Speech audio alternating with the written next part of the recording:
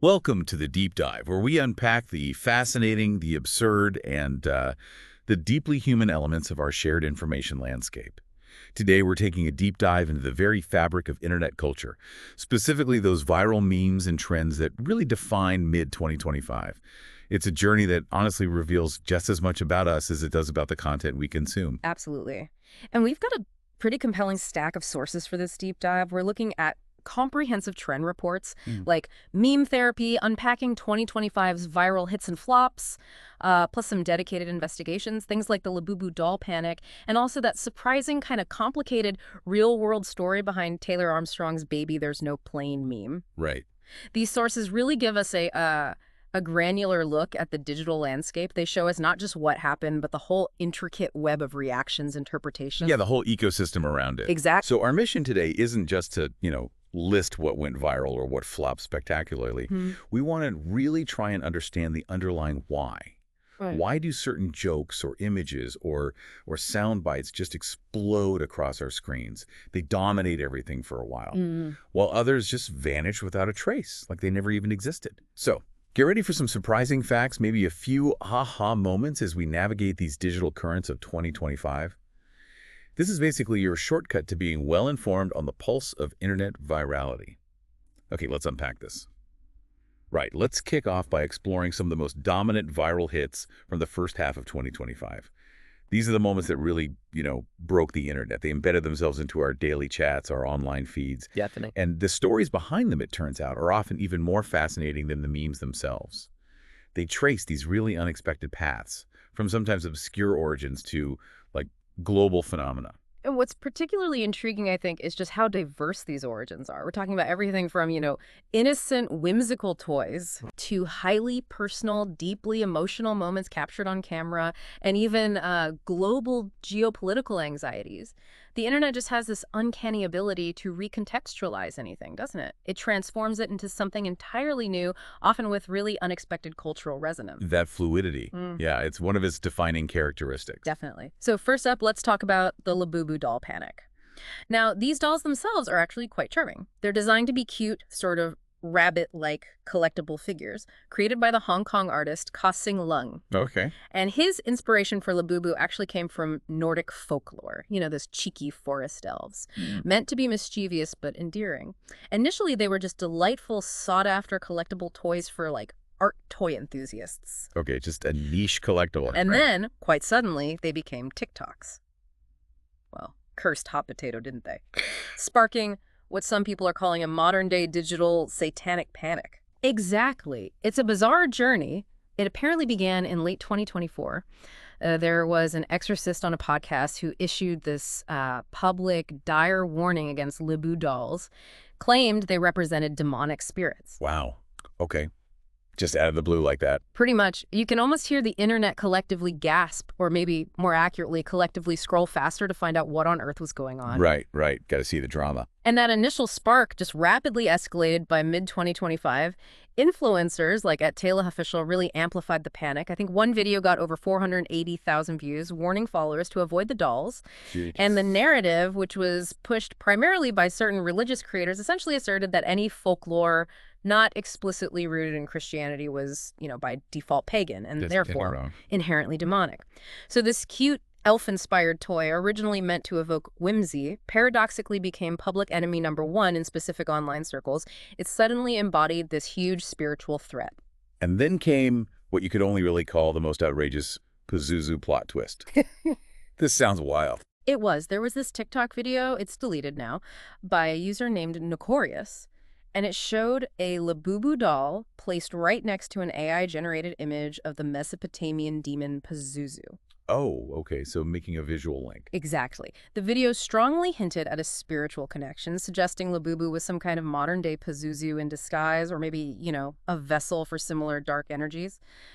The visual juxtaposition was clearly designed to be deeply unsettling. But the internet being the internet. Right. With its collective skepticism and, let's be honest, often sharp eye for detail, quickly pulled out its digital magnifying glass. Netizens, people with access to a quick search engine, were swift to point out that the AI-generated image in the video barely resembled the actual historically depicted Pazuzu. Right, not even close, probably. Not really. In fact, it looked suspiciously tailored to fit this newly constructed narrative, almost like it was designed specifically to fuel the panic. One viral X user even summarized the widespread sentiment by calling the entire video religious psychosis. Oof, strong words. Yeah.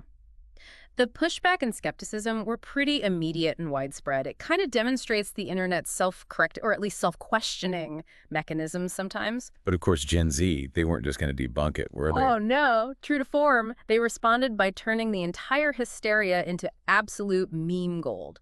They saw the absurdity and just ran with it. Love it. We saw these hilarious examples, like one TikToker filming her younger sister, totally deadpan, taking her Labubu doll to church for a blessing, just, to be on the safe side. Just in case. Exactly. It became this incredible, albeit truly absurd, part of this burgeoning culture war online. It perfectly juxtaposed what you might call spiritual paranoia with sheer internet absurdity. It's quite a mix. And this whole phenomenon truly highlights how social media platforms act as accelerants, doesn't it? For spreading both information and misinformation, sometimes almost indistinguishably. It's not just about a cute doll. It reveals something pretty profound, I think, about contemporary forms of satanic panic in the digital age. Yeah, it's different from the old days. Totally. Unlike historical panics that might have spread through word of mouth or limited media, these platforms enable rapid, self-reinforcing cycles of belief and counter-belief, and they're often fueled by the most tenuous, sometimes completely absurd connections.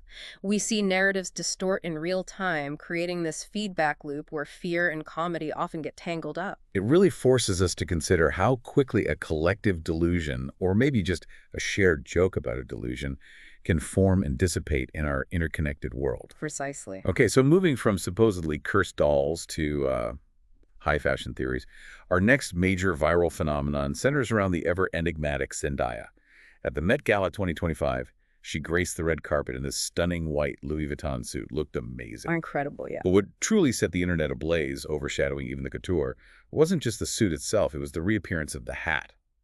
The Zendaya hat theory just dominated conversations, became a massive talking point. Right, the hat. The theory revolved around her resurfacing with her infamous giant hat from way back, a 2014 teen Vogue party.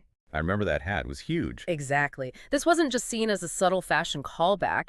It instantly became the centerpiece of this much larger, incredibly playful internet narrative. Fans, who are always keen observers, remembered this very distinct accessory. Totally.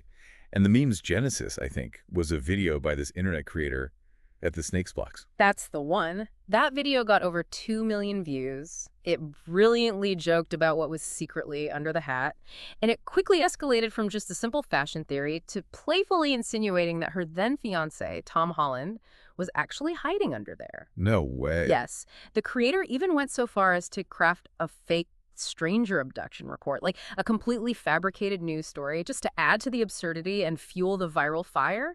It was pure fan fiction gone hilariously, wildly viral. That is commitment to the bit. Right. And why TikTok became so utterly obsessed with this really speaks to that unpack if you know meme culture. It's like a shared language, an inside joke among dedicated fan bases. It also powerfully tapped into this deep-seated nostalgia for early 2000s celebrity red carpet moments, an era some fans grew up with. Fans had literally been theorizing, creating fan art, discussing that iconic 2014 hat moment for over a decade. Wow, okay, so it had history. Massive history. So when it seemingly resurfaced at the Met Gala, it had this huge built-in audience ready to run with the joke, turning what was maybe a niche reference into this global phenomenon. And what's truly delightful is Zendaya's own reaction, even back to the original 2014 moment.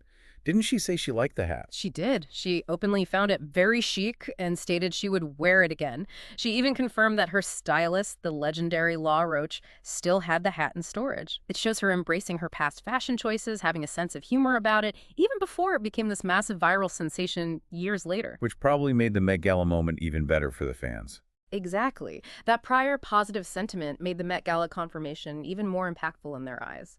When Zendaya did wear a hat, okay, a white version this time at the 2025 Met Gala, Fans interpreted it as a direct, knowing confirmation of the theory. Like a nod to them. Totally. And her subtle snake pin on the suit. That was even seen by many as a deliberate nod to At the Snake's Blocks, the creator of the original viral video. Wow. It just underscores the immense power of fan engagement, doesn't it? And how even small, perceived celebrity interactions or subtle nods can ignite these massive viral trends. It transformed a fashion accessory into this playful, elaborate conspiracy narrative around public figures. It's like a collective storytelling exercise where every tiny detail can be interpreted and amplified. Wild. Okay. Yeah. Shifting gears again, from high fashion to global anxiety.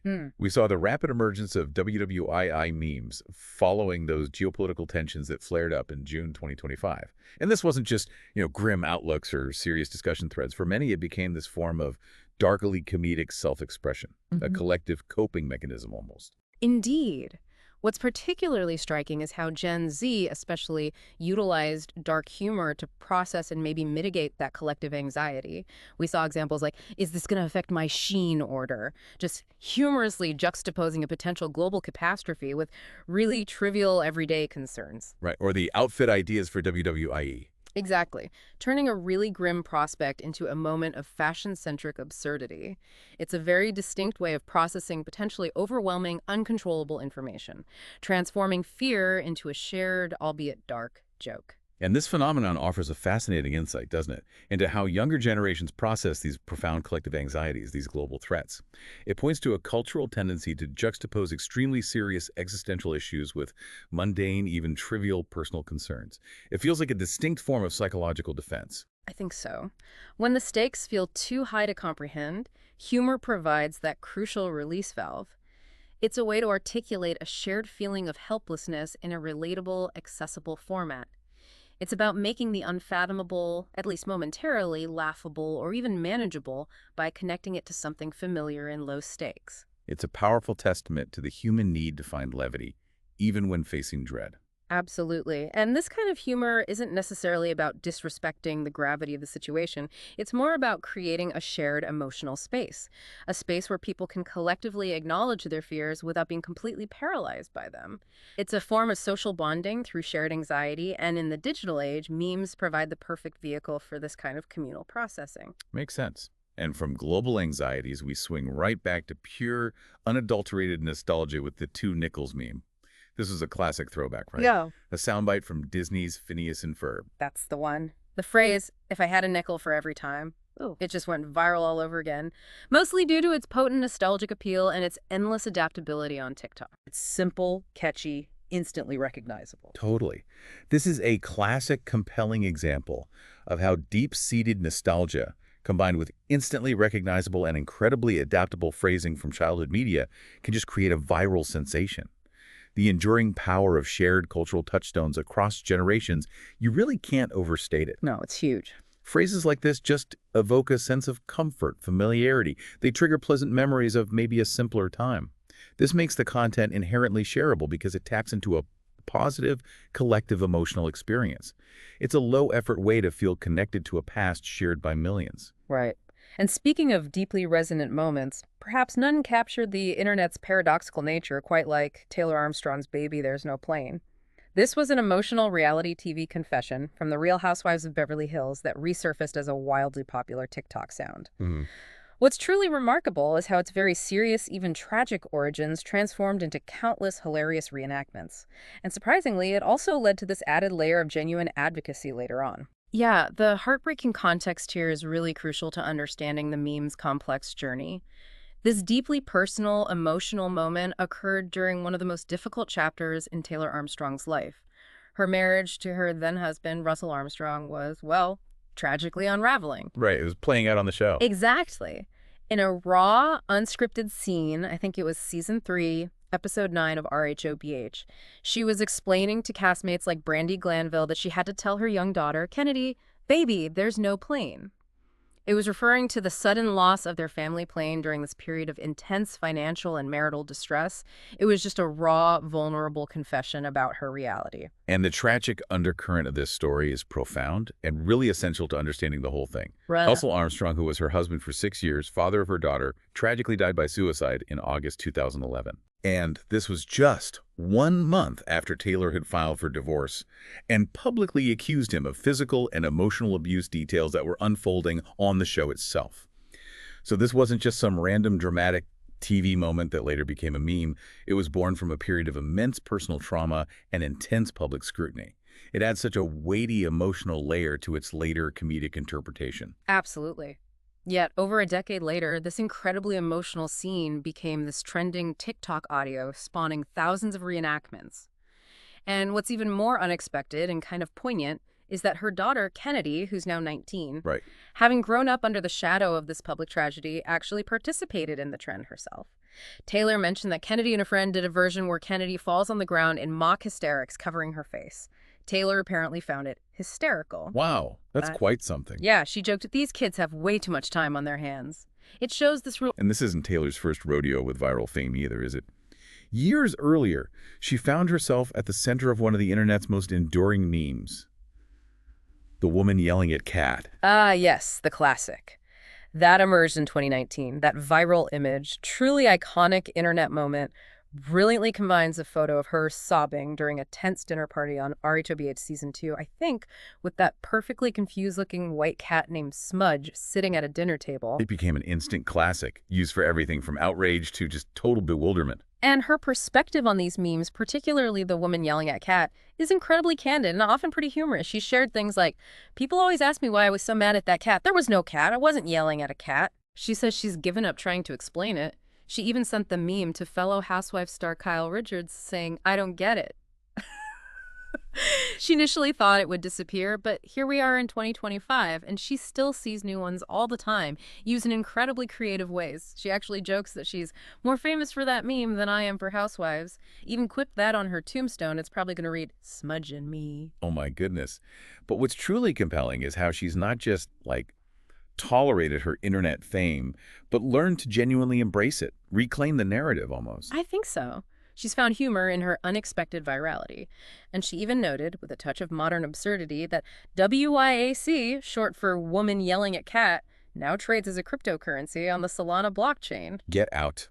Seriously. Apparently so. It's an astonishing evolution, isn't it? From a deeply personal moment of pain to an internet phenomenon, and now to a digital currency. It speaks to this profound resilience and adaptability in the face of constant public recontextualization. It really does. But beyond the meme, her true legacy is really her current work, post-Housewives.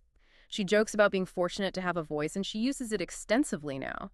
For women, children, even men in abusive situations. She's created the Comeback Club, which is a 6-week online course. She coaches people on recognizing red flags, navigating relationship issues, and she openly shares her own mistakes so others can learn from her painful experiences. That's powerful. Yeah, her goal is really to show people there's life after abuse. And she says people approach her daily to tell her how her story, her advocacy, has impacted their lives. It's a genuine transformation of personal tragedy into public purpose. And on a deeply personal level, she's really focusing on her own journey now. Self-care, rediscovery. Exactly. As an empty nester now, her daughter Kennedy is 19. At the University of Arizona, Taylor is consciously stepping into a new chapter. She's traveling more, focusing on her own desires, her well-being. She even mentioned experimenting with cell sound aesthetic treatments, heard about it from Phaedra Parks and Brandi Glanville, apparently for her abdomen because, bikini season is upon us.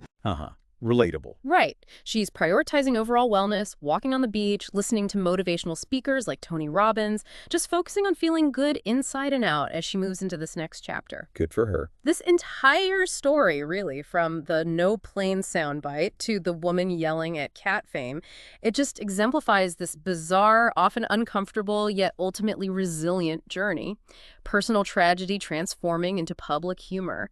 It highlights the profound duality of internet fame, the ability for serious origins to fuel wildly hilarious content, and how individuals cope with unexpected virality, often by reclaiming their own narrative in the process. Taylor Armstrong's story is just a powerful testament to finding resilience, purpose, and even humor amidst unexpected, widespread notoriety. It shows how a painful past can be sort of re-scripted for public good. And it also brings into sharp focus that complex relationship between the creator, the audience, and the life of a meme itself. Definitely. Okay, so we've talked about the big hits, the major viral sensations that dominated our feeds, became these cultural touchstones. But as we know, not everything that aims for virality hits the mark. For every Labubu doll or Zendaya hat, there are dozens of ideas, jokes, trends that just fizzle. They arrive with a whisper, disappear without a trace. So what doesn't stick, and why? Understanding why something doesn't land can offer insights just as valuable as analyzing the hits, I think.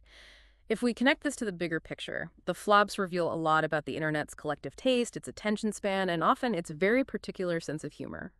It kind of highlights the invisible rules of engagement that dictate what gets amplified and what gets ignored. Okay, so let's look at Meme Drought 2025. This was a meta trend, right, where meme creators themselves started joking that there was this shortage of fresh formats. Exactly. They openly complained they felt creatively stuck, like entitled endless loops, just recycling old templates. The whole conversation was about a supposed lack of new ideas, this kind of collective creative fatigue. But here's the ironic twist, and why this became an ironic flop. Right. This very meme drought talk itself completely failed to gain traction as a meme. Why? Because, in a classic internet twist, irony memes exploded instead. The discussion about a lack of creativity was completely outmaneuvered by a different, more engaging form of ironic creative output. So the internet essentially said, we don't need a meme about a drought, we'll just be ironic about everything else. Pretty much. It's fascinating, isn't it? It illustrates the profoundly self-referential and often unpredictable nature of internet culture. The attempt to create a meta-narrative, a commentary about the state of memes, ended up being outplayed by the very thing it complained about, a different, more dynamic form of creative expression. It's almost as if the internet has its own internal immune system against attempts to define or categorize its trends too rigidly. The moment you try to predict or lament its patterns, it just shifts. Exactly. It highlights how content that feels too self-aware or too much like a critique can struggle to gain organic traction when what people really seem to want is a spontaneous, immersive experience. Okay. And then we had flop compilations under hashtags like hashtag #memesflops2025. These were attempts to curate and showcase failed memes, like laugh at them. Yeah, presumably to laugh at them or maybe highlight what not to do. The idea was to create this repository of digital misses. But these compilations quickly became cringe themselves. The compilations themselves flopped. Oh, the irony. Right. And the reason is deceptively simple. Nobody wants to be first to flop. There's this inherent social dynamic online where associating with failure, even ironically, can be a deterrent. The very act of trying to highlight failure in a public, viral way became an act of failure itself. A self-defeating prophecy. That's truly memeception at its finest, isn't it? Flop memes about flopping memes. It's almost too meta for its own good. Creates a feedback loop of uncoolness. Exactly. It never really caught on because the social currency of sharing a flop just wasn't as appealing as sharing a hit. Makes sense. And this highlights a crucial social dynamic of online trends. The fear of public failure can quickly derail even well-intentioned meta-commentary. The paradox of trying to make flopping a viral concept meant it was destined to, well, flop. It underscores the importance of perceived authenticity, positive social signaling, and, critically, a low barrier to entry for widespread engagement. People share what makes them look good or what they genuinely find entertaining, not what feels like homework or, a critique. Okay, so after dissecting these hits and these misses, the million-dollar question remains. How do we psychoanalyze why some content hits hard becomes a meme monster and why others just fizzle, vanish into the digital ether? What's the secret sauce? What makes some content explode and others just fall flat? Well, I think there are a few key ingredients to internet stickiness, and they often come down to leveraging fundamental human responses, maybe deeply ingrained cognitive biases. It's rarely about some grand strategy, I find, and more about hitting subtle psychological triggers. Okay, like what? Well, a primary ingredient, often the most potent, is emotional resonance. Look at the WWIII memes we discussed. They successfully mixed anxiety with humor, a classic Gen Z coping mechanism for dealing with overwhelming global issues.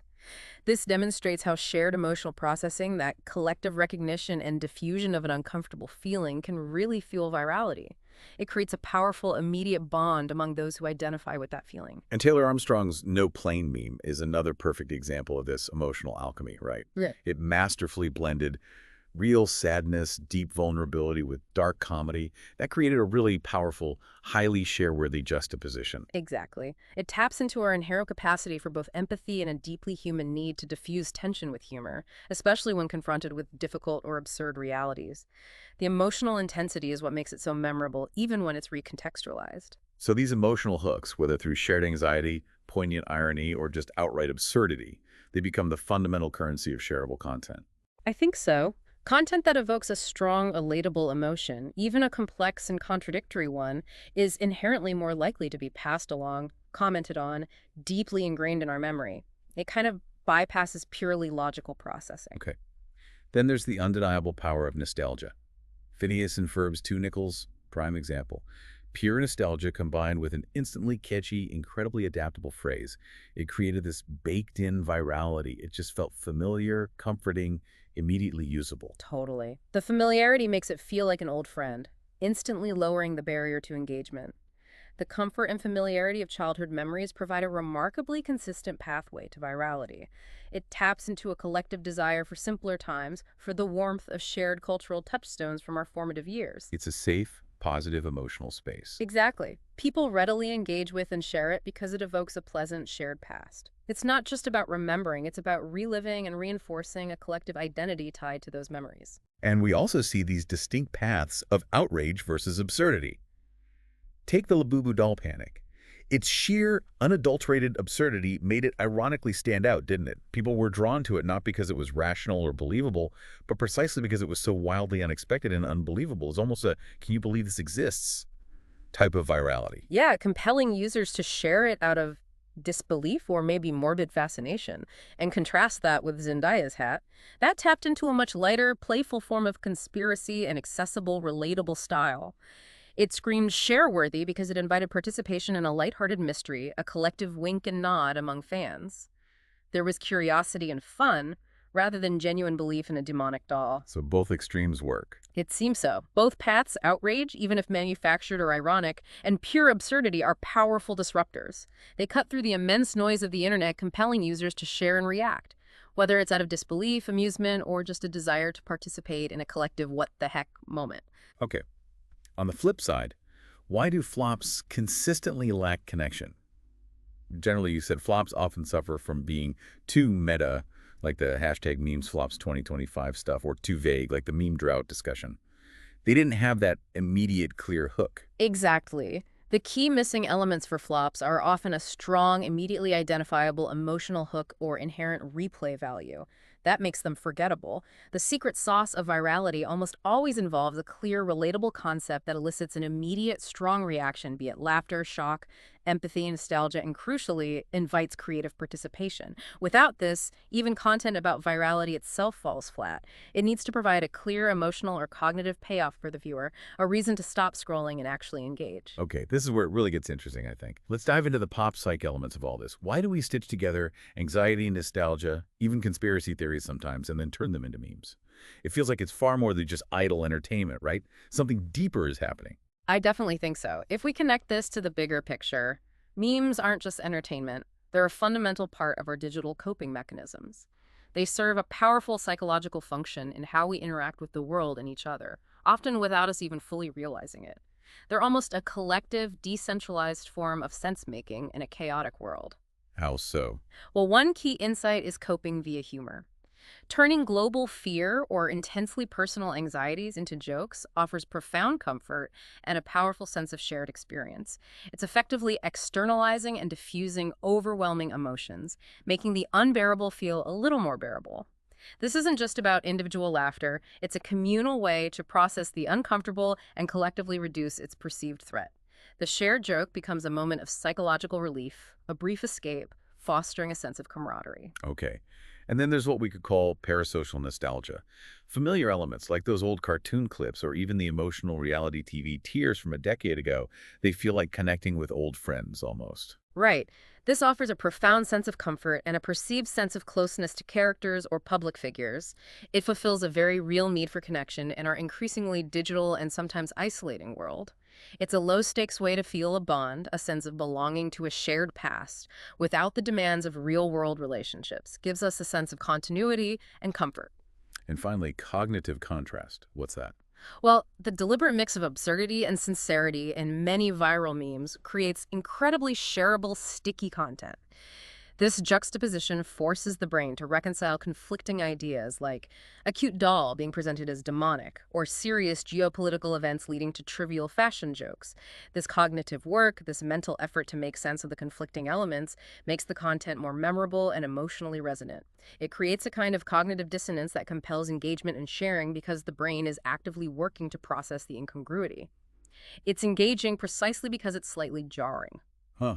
Interesting. So what's fascinating here is that memes really are, in a way, our digital therapy, a way to laugh, think, and repeat. They provide an accessible, low-stakes platform for the collective processing of complex emotions, significant societal shifts, and profoundly personal experiences. They're a dynamic window into our shared anxieties, our collective longing for the past, our often absurd humor, and our unique ways of making sense of a sometimes overwhelming world. They are, in essence, the modern folklore of the digital age, constantly evolving and reflecting us back to ourselves. So what does this all mean for you, the listener? Understanding meme culture isn't just about knowing what's trending or keeping up with the latest internet jokes. It's really about understanding a fundamental aspect of how we process information, manage our anxieties, and forge connections in the digital age. It's a living, breathing mirror reflecting our collective psyche, showing us what we find funny, what we fear, what we value, and what we choose to remember and amplify. And this raises an important question for you to consider. What stands out to you from our deep dive today? As you reflect on these viral phenomena, from the absurdity of a cursed doll to the resilience in a reality star's reclaimed narrative, consider how you personally engage with or perceive viral content. Maybe there was an aha moment about why a particular meme resonated deeply with you, or why something you genuinely thought would blow up actually fell flat. It's about recognizing these patterns and understanding the invisible forces shaping our feeds. Yeah, we've covered a truly fascinating and often bizarre landscape today, from demonic dolls and playful celebrity hack conspiracies to wartime humor and deeply personal tragedy becoming an enduring TikTok sound. It highlights how the internet can both trivialize profound human experiences and paradoxically give them entirely new meaning or even renewed platform for advocacy, allowing individuals to reclaim their stories in unexpected ways. Absolutely. And if we connect this to the bigger picture, given how easily narratives like Labubu's demonic ties can spread and take on a life of their own, and how deeply personal tragedy, like Taylor Armstrong's, can be recontextualized and even embraced as a meme, it prompts a final thought for you to mull over. How much responsibility do we, as consumers and creators, have in shaping the internet's collective consciousness? Every share, every comment, every piece of content we consume or create contributes to this evolving digital tapestry. We're actively participating in the very culture we observe. Something to think about. Indeed. Well, that wraps up our deep dive into the funniest, weirdest, and most viral pixels of mid-2025. We've explored the hits, the flops, the underlying psychology, and the fascinating human element behind the trends that shaped our feeds and, in turn, reflected our shared world. And remember, the goal of the deep dive is always to give you that shortcut to being well-informed, to offer you those surprising facts and engaging insights to go beyond just the surface level. Thank you so much for joining us on this exploration of the digital zeitgeist. Keep exploring, keep questioning, and remember that there's always more to learn. Until next time, keep digging deeper.